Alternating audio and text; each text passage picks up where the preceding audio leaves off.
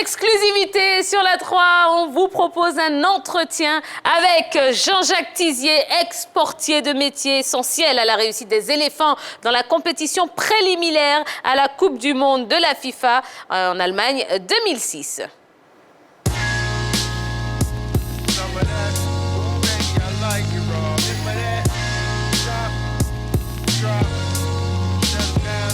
Au départ, je n'étais pas gardien de but, hein. J'étais joueur de champ. Et je jouais beaucoup au pied. Et puis, quand on était encore plus jeune, à Trècheville, on jouait beaucoup ce qu'on appelle communément les comités. On avait un seul gardien de but qui nous faisait vraiment beaucoup de misère. C'est-à-dire qu'on était obligé de se cotiser, lui donner quelques sous pour qu'il vienne jouer parce qu'il était le seul gardien de but. Et, ce tournoi-là, on l'a joué. On est arrivé, je pense, en demi-finale et il a demandé plus de sous que d'habitude. Ça a énervé tout le groupe, on ne pouvait pas. Et puis bon, on a décidé comme ça d'aller jouer sans lui. Et le tournoi, c'est joué à commencer. On est allé jouer. Et puis comme ça, on a demandé, mais qui va jouer au but? Et les camarades ont décidé qu'on fasse, on tire au sort. Et le sort est tombé sur moi. Voilà, et je ne voulais pas, mais j'ai fini par accepter. Je me suis mis dans les buts. Et puis, ce jour-là, je ne sais pas si je vais dire heureusement ou malheureusement pour moi, tous les ballons sont arrivés là où j'étais arrêté dans les buts. Voilà, donc ils ont trouvé que j'avais fait un bon match. Et c'est comme ça que, après, il y a d'autres personnes qui m'ont dit que vraiment tu avais des qualités pour jouer comme gardien de but. Et après, je pense qu'on a joué la finale. J'ai encore joué comme gardien de but. On a gagné la finale. Et puis bon, c'est comme ça qu'on a eu la chance. J'ai eu la chance de croiser un monsieur comme Souma Bakari, paix à son âme, qui était masseur à la SEC, qu'on appelait communément Soko, qui a décidé de faire de moi un gardien de but. Un très beau métier, oui, bien sûr. Je pense que c'est très passionnant et surtout, il faut aimer la chose parce que c'est pas un métier où on vous voit. Voilà, on est un peu comme des fourmis, on est en dessous, on travaille. Et franchement, c'est très passionnant. Et je m'occupe un peu de la formation des jeunes déjà parce qu'on a une école qui est ouverte ici au centre de métier où on s'entraîne avec les jeunes ici tous les lundis, les mercredis et les vendredis. Et j'ai 2 collaborateurs avec qui je travaille et on a un programme qui est bien tracé, qui est bien mis en place. Et ce projet-là, c'est la plupart des gardiens de but en équipe première arrivaient vraiment sans formation. Avec le directeur technique, on a essayé de faire aussi des tournées. On a regardé, on a vu que dans des clubs, au niveau des catégories de jeunes, il n'y a vraiment pas d'entraîneur de gardien de but. Donc on a compris tout de suite qu'il fallait qu'on essaie de trouver une parade, donner de la formation à ces jeunes. Quand j'arrivais au début, franchement, on avait trouvé que le niveau n'était pas vraiment assez bon. Cette année, on avait vu quelques améliorations parce qu'on a quand même aussi initié des formations au niveau des formateurs de gardiens de but ici. Et on a fait plusieurs stages. Et aussi, on a essayé de mettre des stages diplômants parce qu'on avait remarqué aussi qu'au niveau de la Côte d'Ivoire, on n'avait vraiment pas d'entraîneur de gardien de but diplômé. Il n'y a jamais eu de diplôme. Alors donc, et on ne savait pas qui était vraiment entraîneur de gardien de but. Par moment, tu trouvais dans des clubs des joueurs de champ, qui servaient d'entraîneur de gardien de but. Alors on a trouvé tout cela vraiment un peu inadmissible. Donc il fallait vraiment essayer d'organiser vraiment le secteur de gardien de but. On s'est appuyé, il y a une association qui existe au niveau des gardiens de but. On s'est appuyé sur cette association-là et on a essayé vraiment de l'organiser et de mettre des diplômes. Voilà. On a demandé que tous les formateurs viennent en formation et c'est ce qu'on a fait pendant pendant l'année 2019. Et cette année, franchement, le niveau des gardiens de but, je ne dirais pas qu'il était très bon, mais commençait vraiment à se relever. J'avais eu une proposition quand j'étais à l'Africa et c'est juste au moment où je devais faire mon match de revoir que je me suis blessé. Ça a fait capoter le contact avec Lens. Et c'est à la suite de ça que je pense que Agassa, qui était avec moi en Africa, a pu quand même voilà, profiter de ce contrat-là aussi. Voilà. Ah ben ça fait plaisir en tout cas d'avoir de ces nouvelles et puis ah bah oui, Tizier Jean-Jacques quand même, c'est quand même Monsieur Tizier Jean-Jacques. Hein. Alors voyons ensemble son parcours en compagnie d'Angeles Kofi. Salut d'Angeles. Salut Tia, bonsoir la famille, bonsoir la team, vous allez bien? Salut. Oui, super. Tia, depuis qu'il a arrêté de jouer, d'abord il faut savoir qu'il était entraîneur des gardiens du côté de la Tunisie et puis depuis janvier 2018 avec les éléphants de Côte d'Ivoire, il officie en tant qu'entraîneur des gardiens. Regardons son parcours. Sur notre écran 3 fois. Magique. Super. Entre 1995 et 1996, Stade d'Abidjan, au niveau de la Côte d'Ivoire, 18 matchs joués. 1996, 1999, l'AZFC en Côte d'Ivoire, 82 matchs. 1999, 2000, Africa Sport Côte d'Ivoire, 28 matchs. 2000, 2006, Espérance Sportive de Tunis en Tunisie, 187 matchs entre 2007 et 2008, Africa Sport, oui, en Côte d'Ivoire, 30 matchs avec la Côte d'Ivoire entre 1995 et 2007, c'est 83 matchs joués, un but marqué. Son palmarès à présent, d'abord avec l'Africa, champion de Côte d'Ivoire en 1999 avec l'Espérance de Tunis, champion de Tunisie en 2001, 2002, 2003, 2004 et 2006, vainqueur de la Coupe de Tunisie en 2006, vainqueur de la Coupe africaine des vainqueurs de coupe en 1999, champion de Tunisie à 4 reprises en tant qu'entraîneur, oui, des gardiens. Notre Tizier, c'est un vrai gardien de but. C'est un lion. Voilà, on se disait bien. Hein. C'est un éléphant, c'est pas un lion. Merci, c'est gentil. Un éléphant. Alors, c'est vrai qu'on parle souvent de cette génération dorée et bon, je ne sais pas pour vous, mais moi, j'ai très peu souvent entendu les gens citer le nom de Tizier Jean-Jacques. Est-ce que vous pensez que cette équipe, avec les Drogba et autres, aurait connu un tel rayonnement s'il n'y avait pas eu un portier de la trempe de Tizier Jean-Jacques? Je pense tout simplement que Tizier s'est retrouvé dans une période où il était en fin de carrière.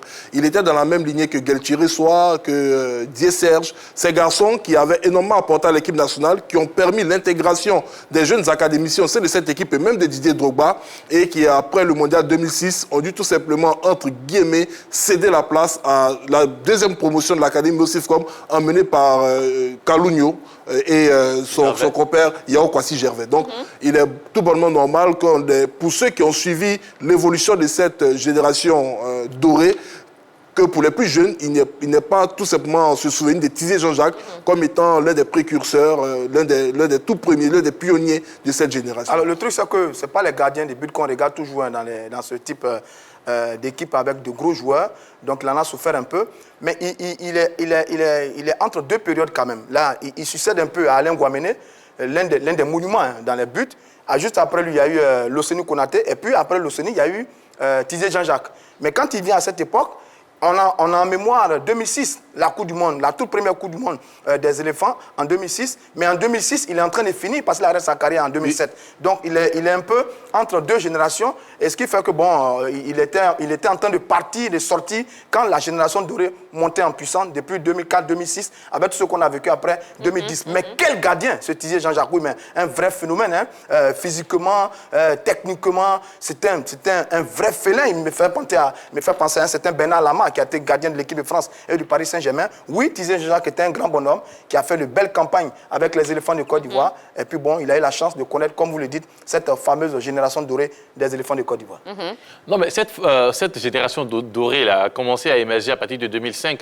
Et comme on le dit, 2004, on ne les connaissait pas trop. 2004, on n'a même pas été qualifié pour la CAN en Tunisie. On n'était pas les éliminatoires ont commencé en 2003. Non, mais On n'a pas été C'est qualifié. là qu'elle commence en fait. Bon. Oui, on n'a pas été qualifié. En 2005, avec ce qui s'est passé en Côte d'Ivoire, où on a été battu par le Cameroun, et puis après la qualification, ensuite on va au mondial. Et Tizier, en 2007, il disparaît et il n'est plus avec les éléphants. Donc, du coup, il n'a pas eu véritablement d'impact sur cette génération. Parce qu'après son départ, on a vu l'arrivée de Kopa Barry jusqu'à ce qu'on arrive en 2015 et la Côte d'Ivoire remporte la Coupe d'Afrique. Donc, réellement, il n'a pas eu véritablement d'impact. Si on me parle de peut-être la génération d'avant, il n'y a pas de souci. À partir de 2000 ou les autres CAN, mais la génération dorée en elle-même, Tizier n'a pas eu véritablement d'impact sur cette génération. Mais, il a quand même apporté son expérience. Voilà, moi, il y a quand même... Il a apporté l'expérience, mais l'impact... Il y a deux événements qu'on ne peut pas quand même lui retirer.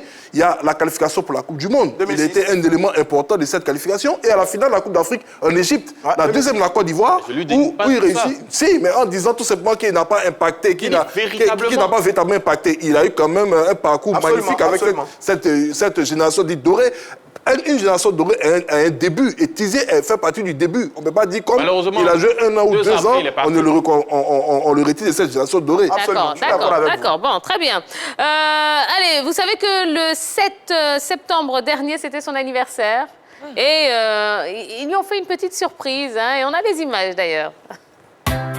Né le 7 septembre 1972, Jean-Jacques Tizier fêtait son 48e anniversaire cette année.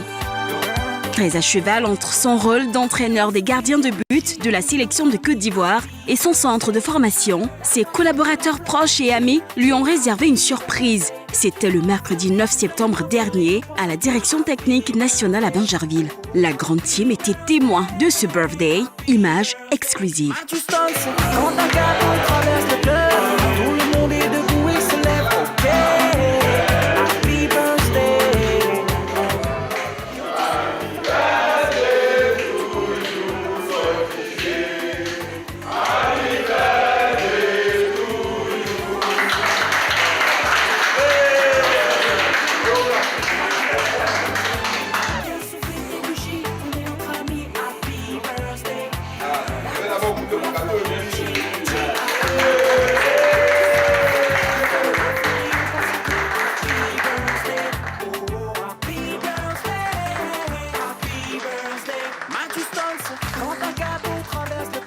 Je suis non seulement très ému, mais en plus, c'est vraiment une grande surprise. C'est vraiment une grande surprise. C'est des jeunes qui ont pris sur eux comme ça de fêter vraiment mon anniversaire. Mais ça me touche encore plus de voir qu'ils se sont cotisés, malgré qu'ils sont encore en apprentissage. Ils se sont cotisés pour m'offrir des présents et ça, c'est des choses qui me touchent énormément. Je prie Dieu pour que ma plus grande satisfaction demain, c'est de les voir en train de jouer, de les voir vraiment en train de donner le maximum pour la Côte d'Ivoire. C'est ça mon objectif. Vraiment merci à tout le monde. Merci aussi à la 3 qui m'a fait une grande surprise. Je ne m'attendais vraiment pas à tout ça. Et je prie Dieu que vraiment cette chaîne-là grandisse de plus en plus et qu'elle soit la chaîne numéro 1 au niveau du sport en Côte d'Ivoire parce qu'on les suit. Chaque 20h30, on voit ce qu'ils font. Et je crois que aujourd'hui, ils sont vraiment en train de monter et en train de casser la baraque. On a tenu à faire cette cérémonie, voilà. Ça a tenu à être une cérémonie de reconnaissance envers lui. Voilà. C'est un homme vraiment qui nous a ouvert les portes. Voilà. C'est quelqu'un qui a été là pour nous à chaque moment, qui a été un père, un second père pour nous. C'est parce qu'il travaille bien que les jeunes gens lui offrent une telle fête. S'il n'avait pas été à la hauteur de la tâche, s'il ne répondait pas à leurs besoins réels, aujourd'hui nous ne serions pas là pour cette fête. Donc je suis fier, je suis content de tout ce qui se passe aujourd'hui. C'est la reconnaissance du travail bien fait. Je crois que c'est des choses qui encourageront Jean-Jacques lui-même à donner le maximum de lui. Et au fil du temps, je pense qu'avec tout ce qu'il donne, on aura la chance et on espère bien sûr que parmi ces jeunes gens sortent des talents qui donnent aussi des trophées à la nation ivoirienne. Eh ben voilà, on y était pour sa fête d'anniversaire. Quand vous voyez ces images-là, qu'est-ce que ça vous inspire, Yellow? Bon, déjà, je n'ai pas été invitée à la fête, donc ça me fait mal d'abord. Mais déjà, ça fait chaud au cœur de voir que Tizier a été honoré tant par ses poulains que par ses collaborateurs. Ce genre d'action-là resserre les liens. Heureusement qu'il n'a pas été honoré à titre posthume. Il a encore le temps de célébrer ces différentes années avec ses poulains et ses collaborateurs. Donc, ce sont des actions à mener le plus souvent. Bon, il n'a que 48 ans, hein. Donc on ne va pas le célébrer à titre posthume. Il a encore de belles années. C'est pourquoi j'ai dit heureusement. Voilà, donc le grand Tizier qui a fait les beaux jours du stade d'Abidjan, ici au plan local, les beaux jours de l'Africa Sport d'Abidjan, qui a régné en maître du côté de la Tunisie avec l'Espérance de Tunis, un formidable gardien, qui a fait une Coupe du Monde un peu difficile en 2006, il a encaissé 6 buts, on s'est un peu moqué de lui sur certains matchs, mais quel gardien ce Tizier, Jean-Jacques. Pratiquement tous ils ont encaissé 6 buts. Oui, bon, voilà, à l'image de toute l'équipe, bon, c'était le... Chaque Coupe du Monde, pratiquement, on a encaissé 6 buts. C'était la première première Coupe. Fait, il y a une voilà, défense également. Ouais, c'était la première Coupe du Monde de tout le monde. Mais on le dit très spirituel, hein. On dit que c'est l'un des pasteurs de l'équipe nationale qui prie beaucoup, mais ça c'est très bien. En tout cas, bel hommage à Tizier Jean-Jacques qui nous a donné des sensations incroyables du côté du stade Félix Houphouët-Boigny quand il joue au stade d'Abidjan et à l'Africa Sport d'Abidjan. Exceptionnel. Magnifique. Merci beaucoup. Allez, on va marquer une petite pause dans cette émission. Yellow, vous allez nous quitter puisqu'on va garder votre siège bien chaud. Je vais prendre ma part de gâteau. Pardon? Je vais prendre ma part de gâteau. C'était le 7. Du gâteau. Bon, oui, il y en a. Dans un sacré état, ce gâteau. Alors, notre invité va arriver sur le plateau. Il s'agit de Jean-Claude Jacques, promoteur du Mondialito. Et je vous rappelle, la question sondage, vous pouvez profiter de la pub pour aller sur la page Facebook de la 3 pour nous dire ce que vous en pensez. Les tournois de quartier peuvent-ils remplacer les compétitions de jeunes? Voilà. Et puis on en saura évidemment plus sur notre invité et sur toutes ses activités. À tout de suite.